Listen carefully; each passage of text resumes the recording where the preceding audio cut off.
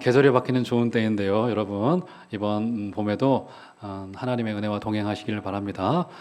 코로나긴 하지만 조금 산책도 많이 좀 하시고 산에도 올라가시고 그러셨으면 좋겠습니다. 어떤 분이 산에 올라가실 때 그 산 초입에 가면 늘 지나가던 길들이 있지 않습니까? 개운산도 그렇고 북한산도 그렇고 산 초입에 지나가는데 늘 그 집 앞 그 대문에 한자로 4개의 글자가 늘 써 있더라는 거예요. 늘 지나가다 보니까 어느 순간인가 눈에 익어요. 근데 한자어 하나하나는 다 쉬운 한자어인데 이걸 조합해 보니까 도저히 무슨 뜻인지를 모르겠더라는 거예요. 그 한자어가 뭐냐면 이렇게 써 있더라는 겁니다. 한자로 4글자. 많을 다, 없을 불, 있을 유, 시간시. 다시 말씀드릴게요. 많을 다, 없을 불, 있을 유, 시간시. 이게 지금 사자성어도 아니고 이게 도대체 이제 눈치채신 분이 계시네요. 도대체 무슨 뜻인지를 이게 모르겠더라는 거. 지나가면서 늘 대문 앞에 이 4개의 한자가 써 있는데 도저히 무슨 뜻인지를 모르겠더라는 겁니다.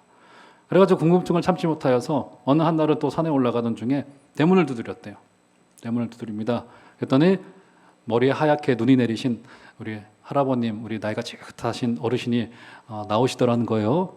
그래가지고 아니 어르신 이게 도대체 이 다, 불, 유, 시 이게 도대체 무슨 뜻인지 사자성어도 아니고 한자어도 아닌 한자로는 되어 있는데 이게 시간이 많다는 뜻인지 시간이 없다는 뜻인지 시간이 있다는 뜻인지 도저히 모르겠다라는 것이죠. 그렇죠? 그랬더니 그 주인께서 이렇게 대답하시다는 겁니다. 그게 뭐냐면 이게 사람들이 지나다니면서 화장실을 WC 그러니까 본인은 영어는 모르겠고 한자어는 아시니까 거기에 WC를 발음이 나는 대로 다, 불, 유, 시 해서 한글로 써놓긴 그렇고 그냥 한자로 써놨다는 거죠. 우스갯소리예요. 재밌죠? 이제 뜻을 좀 알았다라는 거예요. 이게. 그런데 이게 이제 뭐냐면 이게 쓴 사람과 읽는 사람 사이에 서로 간에 좀 오해가 좀 있었다는 거 아니겠습니까? 우리 신앙생활에서도 이런 일이 벌어집니다. 누구 사이에서요? 하나님과 우리 사이에서 벌어져요. 당신의 뜻을 우리에게 계시해 놓으셨습니다. 당신의 뜻을 우리에게 알리셨어요. 그런데 우리가 그분의 뜻과 사실은 좀 멀어질 때가 있습니다.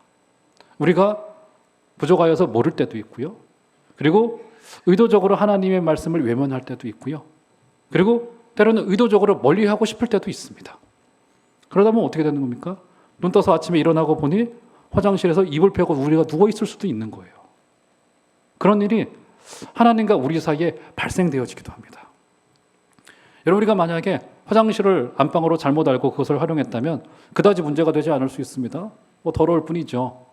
그런데 이게 조금 더 큰 문제로 비화가 되어져 가지고 우리의 생명과 직접적으로 연관되는 일들이 우리 가운데 발생하기도 합니다.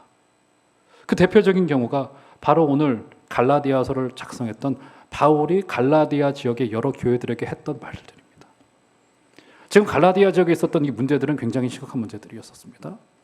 그래서 제가 몇 주 전에도 여러분들에게 말씀드렸던 기억이 나는데 바울이 갈라디아서를 쓰면서 굉장한 위험을 감지했습니다. 다른 복음을 전하는 자들이 갈라디아 지역의 교회에 들어와서 바울이 가르친 그 은혜의 복음에 조금씩 양념을 뿌리기 시작했습니다. 조금씩 첨가하기 시작했어요. 그래, 우리의 메시아였던 예수님 다 좋아.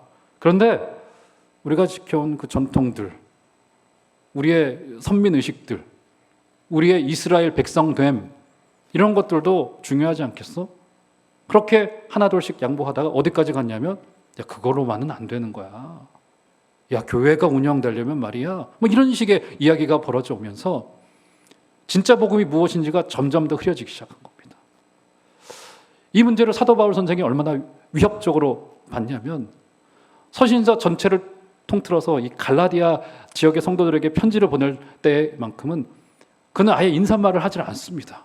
하나님의 은혜와 평강을 그가 구하고 난 뒤에 성도들을 격려하고 성도들에게 인사하는 것은 전부 다 생략한 채 어떻게 말하고 있냐면 6절 보시면 이런 말을 합니다. 너희를 부르신 이를 이같이 속했더나 다른 복음을 따르는 것을 내가 이상하게 여기노라. 떠나가서 8절 보시면 그러나 우리나 혹은 하늘로부터 온 천사라도 우리가 너에게 전한 복음 외에 다른 복음을 전하면 저주를 받을지어다. 감히 한 지역의 목회자가 입에 담기 힘든 언어까지도 동원해 가면서 지금 이 갈라디아 지역에 있었던 다른 복음을 따르는 문제가 얼마나 심각한 지금 상황에 이르는 것인지를 이미 바울의 이 어투 속에서 우리가 발견할 수 있게 되어집니다. 어떤 오해가 있었던 거예요? 하나님의 뜻은 분명한데 그것을 읽는 사람이 잘 이해를 못했거나 아니면 의도적으로 곡해했거나 아니면 애써 외면하려고 하고 있었던 이런 굉장한 심각한 상황이 지금 벌어지고 있는 상황이 된 겁니다. 그래서 갈라디아 지역에 굉장히 치명적인 결과들이 그들 가운데 벌어지고 있었고 나중에 갈라디아 소반에 가면은 그들의 윤리적인 문제를 지적해 놓고 있는 거 아니겠습니까? 은혜의 복음이 흔들리면 그 뒤에 따라오는 결과들은 여러 가지 결과들이 따라오게 돼요. 그 중에 하나가 바로 이런 윤리적인 문제들이 무너지고 마음이 무너지고 천륜이 무너지고 형제자매의 관계가 깨어지고 여러분 지금 우리 요 몇 주 동안 지금 온 이 사회 뉴스를 붙잡고 있는 저 구미에 있는 어린 그 미스테리한 그 어린 아기의 그 2명의 아기의 사건을 우리가 읽지 않습니까? 도대체 어떻게 대한민국 동방예의지국이라고 하는 이 대한민국 땅에서 천륜이 무너져도 이렇게까지 무너질 수 있게 되어진 것인가? 들 때 여러분 그거 개인의 책임으로만 돌릴 수 없는 겁니다. 여러분 우리가 만약에 잘 믿었다면 우리가 옳게 예배하고 있었다면 그런 일은 벌어지지 않았을 거예요. 여러분 예배가 왜 중요합니까? 우리 하나님께 나아가서 그분의 음성을 듣는 게 왜 중요해요? 이것은 우리 하나만으로 수렴되질 않아요. 우리의 믿음이라는 것은 늘 흐르고 늘 넘치게 되어져 있고 늘 연결되게 되어져 있습니다. 신앙은 절대로 우리만을 위한 것도 아니고요. 하나님 우리를 사랑하시지만 그 복음은 너무나도 넓기 때문에 우리만을 위한 게 아니에요. 그렇게 되질 않습니다. 왜 우리가 이 자리에서 예배하고 하나님을 찾는 게 왜 중요해요? 그것으로 세상이 심판받을지 안 받을지가 판가름 나기 때문이에요. 지난주 금요일에 우리 창세기를 살피던 중에 소돔과 고모라의 멸망 사건을 살펴보았고 그 뒤에 아브라함이 자신의 아내 사라를 누이로 속여서 그라랄 땅의 그 아비멜렉에게 갇혀다 공양미처럼 갇혀다 바친 어처구니없는 사건을 살폈습니다. 아브라함 나쁜 놈입니다, 여러분. 이런 남편 별로 없는 거잖아요. 근데 그가 믿음의 조상이래요. 나쁜 놈이에요. 제가 나중에 천국에 가서 한번 아브라함의 멱살을 잡고 한번 물어보고 싶어요. 오해하지 말고 들으세요. 그냥 그렇다는 말입니다. 아브라함이 잘못했죠, 분명히. 어떻게 감히 자기의 아내를 그 시대와 문화가 있다 하더라도 그 여성이 받을 상처라고 하는 게 얼마나 크겠습니까? 근데 재미있는 게 뭔지 아세요? 너무나 놀라운 사실이 뭔지 아세요? 아브라함이 신앙에서 무너졌는데 하나님이 제일 먼저 저주를 받는 게 누군지 아십니까? 그랄 땅 아비멜렉 집의 모든 여성들의 태가 다칩니다. 그 문제 때문에. 여러분 어떤 영적인 원리인 건가요? 교회가 말씀에서 무너지면 세상이 저주를 받아요. 우리의 삶과 우리의 믿음이 중요한 이유가 여기에 있어요. 우리의 믿음과 우리의 삶이 우리를 지켜갑니다.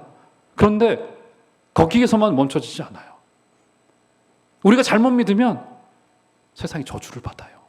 아비멜렉 땅에 여성의 모든 태가 다 끊깁니다. 나중에 아브라함이 기도해서 그 태가 열려지게 되잖아요. 그러니까 우리가 영성으로 살아있는 것과 그렇지 않은 것의 차이는 너무나도 극명하단 말이죠.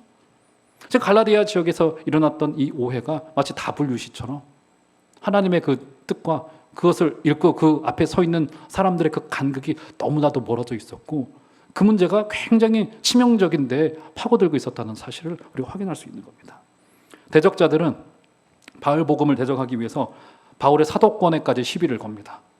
예루살렘에 있는 원사도들보다 조금 못한 사도이기 때문에 그가 가르치는 것은 별것 없다 이렇게 지금 치부하는 폄훼하는 정도까지 이르게 된 겁니다. 자, 이에 대해서 이제 오늘 읽었던 본문은 사도 바울이 자신이 사도된 내력과 이력을 자세하게 소개를 합니다. 그 이유는 그 자신을 변호하기 위함보다는 또 그가 전했던 그 복음이 폄훼되지 않기 위해서 본인의 사도됨이 정당한 부활하신 그리스도를 만났던 이 정당한 과정에 의해서 본인이 사도로 세워졌다는 것을 여기서 강조해주고 있는 거예요. 자, 그래서 오늘 본문에서는 바로 여기에서 그가 사도된 것에 대한 굉장히 중요한 그 사도로서의 그 태도와 자세. 더 나아가서 이것은 제자된 우리의 믿음으로 세워진 성도로서의 우리의 자세와 태도를 정확히 이야기를 해주고 있고요. 그리고 오늘 말씀의 결론에서 제가 사도행전 22장을 언급하면서 여러분들께 바울의 인생 속에 있었던 굉장히 굵직한 두 개의 질문. 여러분, 제가 가끔 말씀드리지만 신앙은 우리에게 해답을 주는 게 아닙니다. 우리가 답을 구하려고 하잖아요. 그런데 솔직히 이미 답을 내가지고 오시는 분들이 많습니다. 저에게도 상담을 받으러 올 때 이미 답을 가지고 오신 성도님들이 많으시더라고요. 이미 답이 있으세요. 제가 이제 위로해 주길 원하는 거죠. 그런데 사실은 복음은 우리에게 물론 구원이라고 하는 답을 주지만 여러분, 우리의 인생 속에서 답을 준다기보다 바울의 인생도 마찬가지입니다. 뭘 주냐면 우리로 질문을 던지게 해요. 이게 굉장히 중요합니다. 오늘 말씀의 결론이 안 날지도 모르겠습니다. 오늘 바라기는 바울이 품었던 두 개의 굵직한 질문. 이 질문이 제자도로 주님을 따라가는 우리들에게도 이 질문이 던져지기를 바랍니다. 자, 한번 본문으로 한번 자세히 좀 들어가 보시도록 하시죠. 자, 이제 바울이 본인의 사도권을 변호하면서 그가 사도된 내력과 이력과 그 과정을 자세하게 좀 설명을 해놓고 있는데, 자, 13절, 14절 보시면 자, 이런 말을 합니다. 제가 읽어드릴게요. 눈으로 한번 따라와 보세요. 내가 이전에 유대교회에 있을 때 행한 일을 너희가 들었거니와 하나님의 교회를 심히 박해하여 멸하고 내가 내 동족 중 여러 영갑자보다 유대교를 지나치게 믿어 내 조상의 전통에 대하여 더욱 열심히 있었으나, 그의 회심 이전의 모습에 대해서 13절, 14절이 묘사해 놓고 있습니다. 그는 교회를 박해하던 자였고 자신의 동료들보다 훨씬 더 열심히 있었고 그 열심히 하나님의 교회를 박해하는 자리까지 갔었다. 지금 이렇게 묘사해 놓고 있는데, 자, 13절, 14절 다시 한번 눈을 더 보시면 좀 눈썰미가 빠르신 분들은 그의 언어 속에서의 특징이 좀 보여올 거예요. 자, 제가 한번 강조해서 읽어드릴게요. 다시 한번 들어보세요. 내가 이전에 유대교회에 있을 때 행한 일을 너희가 들었거니와 하나님의 교회를 심히 박해하여 멸하고 내가 내 동족 중 여러 영갑자들보다 유대교를 지나치게 믿어 내 조상의 전통에 대하여 더욱 열심히 있었으나, 이미 그의 언어 속에서 강조되어지고 있는 바가 있죠. 뭐가 강조되어집니까? 내가 내 동족 중 유대교를 지나치게 믿어 내 조상의 전통에 대하여 열심히 있었다. 그렇죠? 뭐가 강조되어지고 있는 거예요? 회심 이전에 자신의 삶을 결정짓는 주체가 본인이셨어. 사도 바울 선생도. 내가 열심히 있었고 내가 똑똑했고 나는 동족들 중에서 더 열심히였고, 그렇죠? 나라는 존재가 주어의 자리에 지금 떡하니 앉아 있습니다. 자, 그런데 회심 이유를 한번 볼까요? 15절 보세요. 자, 극명한 대조가 보여주겠습니다. 15절 보시면 그러나 내 어머니 태로부터 나를 택정하시고 그의 은혜로 나를 부르시니가. 여기 아주 미묘한 차이지만 또 분명하게 바뀌어진 자리가 있죠. 나라는 존재가 13, 14절 회심 이전에는 주어의 자리에 있더라고요, 보니까. 그런데 하나님의 은혜의 복음을 만나고 난 뒤로부터 그가 되돌아서 생각해 보니 이게 하나님이 나를 택정하시고 그 은혜로 나를 부르셨다는 것을 인정하지 않을 수 없게 되어진 거예요. 어떻게 바뀌어지게 된 겁니까? 이런 믿음은요, 바꿉니다. 이게 굉장히 중요해요. 뭘 바꿨어요? 내가 주어의 자리에 있었어. 내가 싫으면 하기 싫었고요. 바울은 꿈속에서라도 본인이 틀렸다는 생각을 가져본 적이 없는 확신에 찬 사람이었습니다. 그래서 교회를 박해하는 자리까지 갔고요. 그렇죠? 그게 내가 주인이 되어져 있을 때. 그런데 그 뒤로 어떻게 바뀌어지게 되죠? 그가 주어의 자리에서 목적어의 자리로 옮겨오게 됩니다. 주어는 누굽니까? 하나님이 나를 택하시고 하나님이 나를 부르셨다. 주어의 자리에서 목적어의 자리로 그의 인생의 자리가 바뀌어지게 되더라고요. 이게. 그렇죠? 그래서 믿음의 가장 결정적인 근거 중에 하나가 무엇이냐면 삶의 주체가 바뀌어지게 되더라고요. 주권이.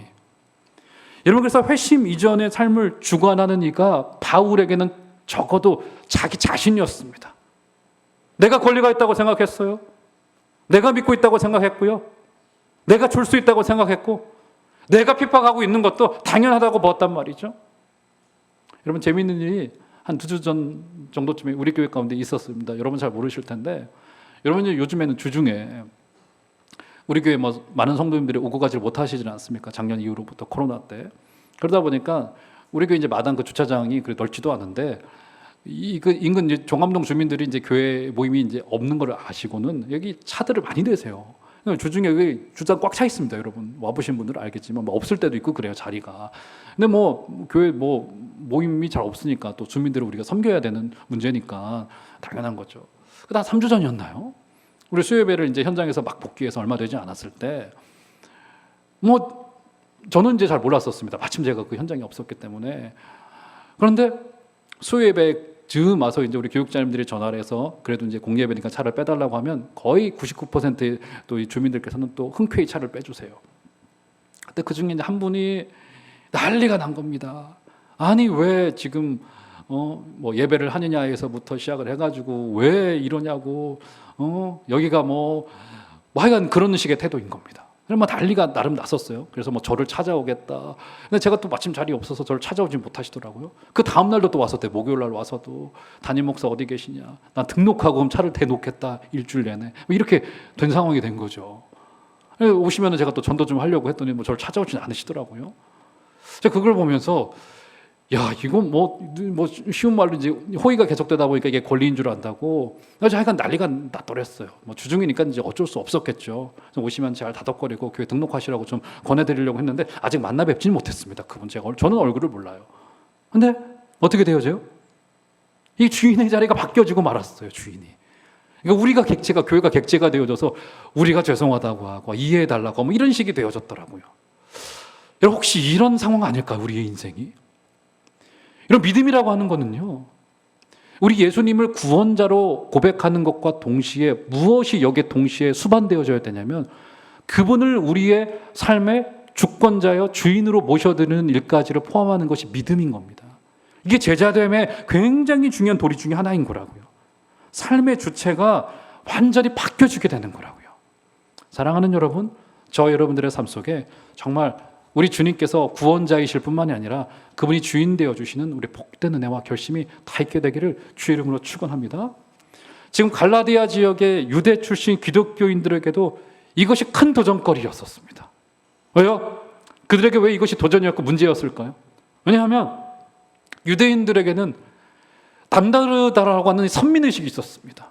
남다르다라고 하는 특권의식들이 있었어요. 그런데 복음이 그들 가운데 부딪혀와요. 그리고는 복음이 그들에게 도전하고 있는 바가 뭐냐면 너희들이 그렇게 피같이 여기던 생명처럼 여기던 그 할례의 문제 내려놓을 수 있겠느냐. 오직 은혜의 복음을 너가 내려놓을 수 있겠느냐. 너 그거 굉장히 소중하지. 그거 굉장히 마음으로 포기할 수 없지. 너 그거 내려놓을 수 있겠느냐. 이 문제에 대해서 복음은 언제나 우리에게 도전하는 거라고요. 그래서 이런 복음은요, 우리가 흔히 가끔들 이제 그렇게들 생각하더라고요. 복음을 우리 주변에 둡니다. 우리 주변에. 그 말이 뭐냐면 조금 어려운 말로 복음을 타자화시킵니다. 타자화. 복음이 내 안에 들어오질 못해요. 그래서 복음이 늘 우리의 껍데기에 밖에서 우리를 때로 격려하기도 하고 때로는 회초리를 드는 것도 받아들이기도 하고 우리에게 기쁨을 주기도 하고 때로는 고난 중에 이길 힘도 주기도 하지만 그게 늘 우리의 주변에 있어요. 그래서 흔히 타자화한다고 말합니다. 철학의 용어에서. 그래서 우리를 격려하기도 합니다. 그런데 복음은 언제나 우리에게 타자화되어져 있어요. 우리의 껍데기가 벗겨지지 못해요. 여러분 호두 열매를 먹으려면 호두 이 껍데기를 깨야지 그 열매로 우리가 따먹을 수 있는 거 아니겠습니까? 사랑하는 여러분, 복음을 여러분의 삶의 중심으로 모셔드리는, 그래서 우리 주님을 구원자여 동시에 주인으로 모셔드리는 복된 결심이 있으시기를 주의 이름으로 축원합니다. 자, 그것을 어떻게 조금 한 발자국 더 들어가 보시죠. 어떻게 표현하고 있냐면 11절로 가보시면, 자 11절, 12절 보시면 굉장히 유의미하고도 굉장히 흥미로운 표현 한 가지가 등장합니다. 제가 읽어드릴게요. 형제들아, 내가 너희에게 알게 하노니 내가 전한 복음은 사람의 뜻을 따라 된 것이 아니니라. 이는 내가 사람에게서 받은 것도 아니요 배운 것도 아니요 오직 예수 그리스도의 계시로 말미암은 것이라. 지금 바울이 전한 복음에 대한 시비가 일어나자 그가 하고 있는 말이 뭐냐면 내가 지금 전하고 있는 이 복음이 내가 내 생각을 가지고 말하는 게 지금 아니다. 여러분 지금 예루살렘으로부터 온 유대 교사들은 어떤 것을 가르치고 있었냐면 그 유대인들의 그 전통, 문화, 그들의 그 경험, 그 유산들 이런 것들을 가르치기 시작했어요. 그런데 그런 가르침들이 굉장히 설득력 있단 말이죠. 왜냐하면 그들의 전통이기 때문에, 그들이 좋다고 여겨온 것이기 때문에 그것이 굉장히 설득력 있게 들려졌고 굉장히 합리적으로 들려졌습니다. 그런데 바울은 은혜의 복음을 가르쳤단 말이죠. 잘 받아들여지지가 않았어요. 새로운 복음이라고 생각을 했고. 그래서 바울이 여기서 하고 있는 말이 뭐냐면, 내가 너희들에게 수년을 동안 가르쳤던 이 복음은 내 머릿속에서 나온 것도 아니고 누구에게서 전해 들은 것이 아니라 하늘에서 부활하신 그리스도를 통하여서 전해받은 계시를 너희에게 다시 전달하는 것일 뿐이다. 그래서 여러분 정말 저 같은 이제 성경 교사의 이 교회의 교사의 이제 중요한 점은 뭐냐면, 이게 성경을 가르치는 게 굉장히 중요합니다. 교회는 이제 여러분들도 이제 구역장님들도 여기 앉아 계신데 중요한 게 뭐냐면 정말 성경의 그 진의를 우리 잘 먼저는 알고 있어야 되고 그걸 잘 전달하는 게 굉장히 중요해요. 그래서 저 같은 사람은 이 성경을 설교하는 사람입니다. 이게 제 개똥 철학이나 제 경험이나 제 느낌을 말하는 사람이 아니에요. 성경이 정말 영적인 객관성을 가지고 어떤 걸 이야기하고 있느냐를 전하는 게 궁극적으로는 길게 보았을 때 교회의 건강과 부흥에 훨씬 더 큰 이득이 됩니다. 그렇죠? 이제 그런 이야기를 한 거예요. 자, 그러면서 다시 눈을 떠보시면 굉장히 독특한 표현 한 가지가 등장하는데 11절 다시 눈을 떠보세요. 형제들아, 내가 너희에게 알게 하노니 내가 전한 복음은 사람의 뜻을 따라 된 것이 아니니라 하면서 복음을 뭐라고 표현하고 있냐면 내가 전한 복음이라고 말합니다. 자, 그런데 이것을 굉장히 이제 의미를 담아서 번역을 잘 해놓았는데 사실은 헬라말을 그 문자 그대로 번역하자면 이것은 나의 복음이라고 하는 말에 좀 더 가깝습니다. 나의 복음. 그러니까 내가 전한 복음이라고 그 의미를 좀 담기 위해서 번역을 해놓았는데 이것은 그것보다는 나의 복음이라는 말이 조금 더 가까워요. 자, 어떤 의미일까? 이거 분명히 주님의 복음입니다. 근데 바울은 그것을 나의 복음이라고 이야기합니다. 나의 복음. 무슨 말일까요?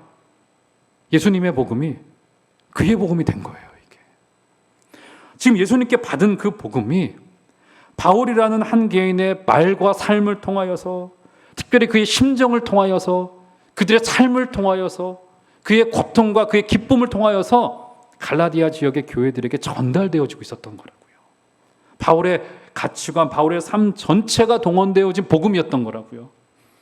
여러분, 하나님의 말씀은 본래 그렇습니다. 하나님의 말씀은요, 저기 멀리 있는 판타지가 아니에요. 그 말씀은 언제나 우리의 핵심으로 들어온다고요.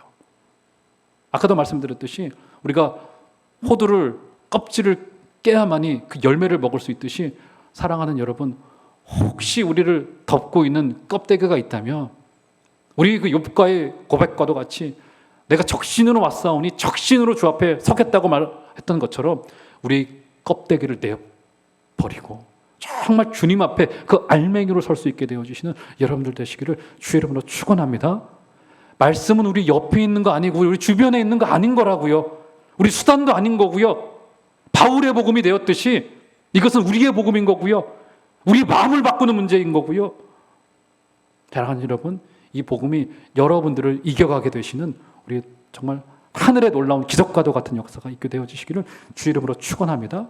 그래서 바울은 이것을 다른 것도 아니고 나의 복음이었다, 나를 바꾼 복음이었고 나를 변화시킨 복음이었다, 이 이야기를 지금 하고 있는 겁니다. 자, 그러면서 오늘 말씀의 결론이면서 그의 고백을 다시 한번 들어보시죠. 자, 이런 말을 합니다. 13절로 다시 한번 가보시면 이런 말을 해요.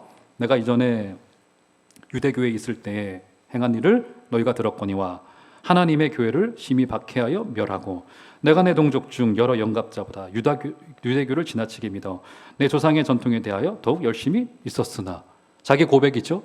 사실상 자기 정죄에 가까워요. 나는 하나님의 교회를 핍박하고 잡아 죽이려고 했었던, 나는 사실상의 변절자였고 나는 대적자였다. 거의 자기 정죄에 가깝죠. 바울이 다른 성경에서 본인을 어떻게 고백시킵니까?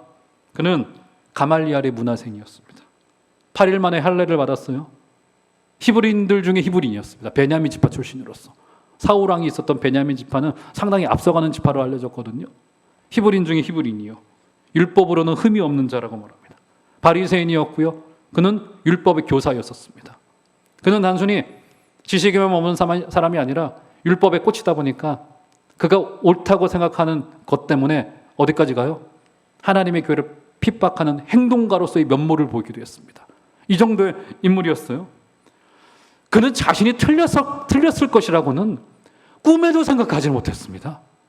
그런데 우리 부활하신 예수님께서 다메섹으로 교회를 핍박하려 가던 그 바울을 감격적으로 만나주셔서 그에게 나타나셔서 주님께서 질문을 던지시죠. 사울아 사울아 네가 왜 나를 박해하느냐. 그러자 사울이 이렇게 대답을 합니다. 사도행전 22장 8절 보시면 다 스크린에 눌러 보시겠어요? 이렇게 말합니다. 내가 대답하되 주님 누구시니까 하니 이르시되 나는 내가 박해하는 나사렛 예수라 하시더라. 자, 바울이 던졌던 첫 번째 질문입니다. 주님 누구십니까? 그의 인생 속에서의 굵직한 첫 번째 질문. 주님 도대체 당신은 누구십니까? 주님께서 대답하시죠. 나는 내가 핍박하는 네가 박해하는 예수라. 그는 교회를 핍박하고 있었는데 주님은 당신께서 핍박당하고 있다고 말씀하셨어요. 그러자 바울이 또 대답을 합니다. 22장 10절 보시면 자, 제가 읽어드릴게요. 눈을 떠보세요. 내가 이르되 주님 무엇을 하리이까? 주께서 이르시되 일어나 다메섹으로 들어가라. 내가 해야 할 모든 것을 거기서 누가 이르리라 하시거늘. 자, 두 번째 질문이 등장하죠. 첫 번째 질문, 주님 도대체 당신은 누구십니까? 두 번째 질문 뭡니까? 그러면 제가 무엇을 해야 되겠습니까? 여러분, 이 두 개의 질문은요, 사울의 인생을 뒤집어 놓았습니다. 그리고 이 두 개의 질문은 지금 우리에게도 동일해요. 여러분, 우리는 끊임없이 이 두 가지의 질문을 던져야 됩니다. 주님이 도대체 나에게 어떤 분이시까? 주님 도대체. 그리고 주님이 그런 분이라고 내가 확인을 했다면 내가 도대체 무엇을 해야 될 것인가? 여러분, 이 두 가지의 질문은 제자의 길을 걸어가는 제자도를 따른다라고 하는 사람이라고 한다면 끊임없이 본인에게 던져야 될 질문입니다. 사실은 우리는 해답을 얻는 인생이라기보다는 이 두 가지의 질문을 여러분 스스로에게 끊임없이 던져야 됩니다. 제가 대신 질문 드릴게요. 여러분들에게 죽어주시고 부활하신 주님은 도대체 어떤 주님이십니까? 스스로에게 대답해 보시길 바랍니다. 그리고 여러분들은 주님을 위하여서 뭘 해야 될까요? 많은 사람들은요, 많이 벌고 잘 먹고 더 넓은데 더 좋은데 거기 인생의 의미가 있다고 생각을 해요. 그런데 여러분, 누가 그런 이야기를 하더라고요. 목적지를 아는 사람은 인생의 방향이 달라진다고요. 여러분, 우리가 우스갯소리 하나 드릴게요. 1994년도 7월 달에 어떤 일이 있었습니까? 1994년도 여름은 굉장히 더웠던 여름이잖아요. 기억하시나요, 여러분? 1994년 7월 누가 죽었습니까? 네, 저 북쪽에 위대하신 그분이셨던 김일성이 죽었던 해잖아요. 7월에 죽었습니다. 기억나시죠? 그런데 저는 여러분 그거 아세요? 저는 그분이 죽을 것을 예언했습니다. 네, 저를 이상한 눈으로 쳐다보지 마시고 저는 그분이 죽을 걸 예상했어요. 김일성 죽을 거라고 했습니다. 김일성 죽었잖아요. 다 죽는 겁니다, 여러분. 우리 그 자리로 가는 거라고요, 언젠가. 그분의 백보자 앞에 서는 거라고요, 언젠가. 목적지를 모르기 때문에 이 땅에서의 조그만 전리품들, 거기에 훈장이 달려진 거라 생각하고 있고요. 사랑하는 여러분, 목적지로 알아서 그분 앞에 서게 될 날을 아는 자는 그의 지금의 인생이 달라지게 될 것입니다. 두 가지의 질문. 주님이 과연 나에게 어떤 분이신가? 그리고 나는 그분 앞에 무엇을 해야 될 것인가? 두 가지의 질문을 여러분들 스스로에게 끊임없이 던지시고 우리의 다음 세대들에게도 이 질문을 던질 수 있도록 그들에게 여러분 좋은 모범이 되어주시는 제자로 여러분을 다 준비되어 주시는 여러분들 되시기를 주 여러분을 꼭 부탁을 드리겠습니다. 그래서 바울처럼 정말 하나님의 길을 걸어갔던 멋진 선배들처럼 우리 아름다운 제자의 길을 다 걸어갈 수 있게 되어주시는 여러분들 되시기를 주 이름으로 축원합니다.